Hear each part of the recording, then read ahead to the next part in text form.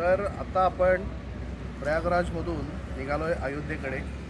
वाटेत भरपूर ट्रॅफिक लागलं, रस्ते वेगवेगळ्या ठिकाणी वळवलेले होते आणि तसं करून आता आपण लागलो। अजून 3-1 तास आहेत पोहोचायला।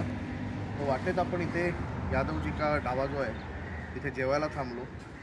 सगळीकडे तुम्हाला गरम गरम मस्तपैकी साधं जेवण मिळतं आणि त्याच्यानंतर ही कुल्हड़वाली चाय। एन्जॉय।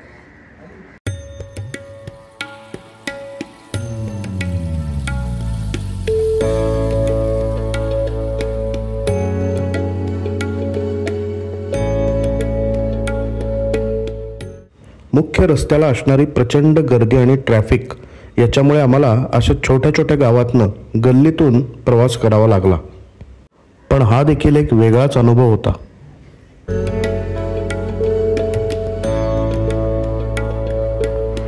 अशा एकदम खतरनाक रस्त्यावरून आपण प्रवास करून आपण आता अयोध्येकडे निघालोय। अजून 40 किलोमीटर अंतर आहे, पण सुदैवाने आम्हाला रस्ता मिळाला आहे। रिकामा रस्ता नाही म्हणणार मी, पण रस्ता मिळालेला आहे आणि त्यामुळे आपण आता निघालोय।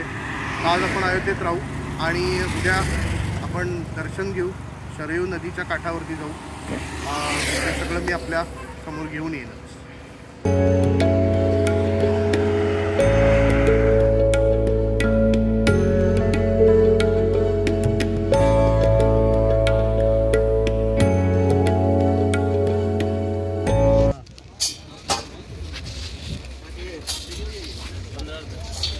शरयू नदीच्या काठावरती प्रवास करत असताना आम्हाला हा एक वेगळाच खाद्यपदार्थ बघायला मिळाला।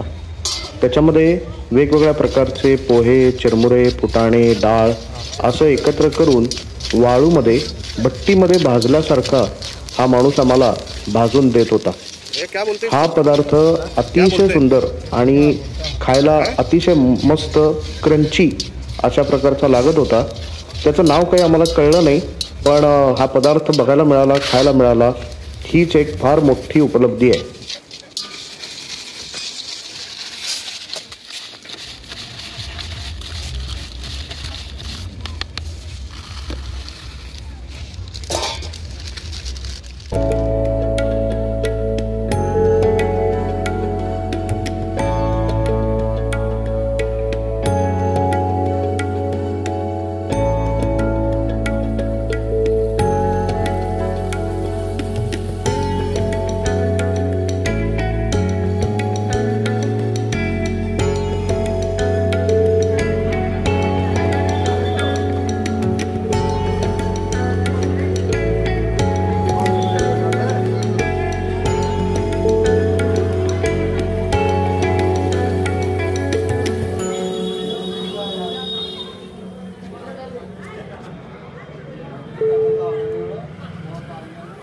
मंदिराकडे जायच्या रस्त्यावरती ही अतिशय तुफान अशी गर्दी आपल्याला बघायला मिळाली।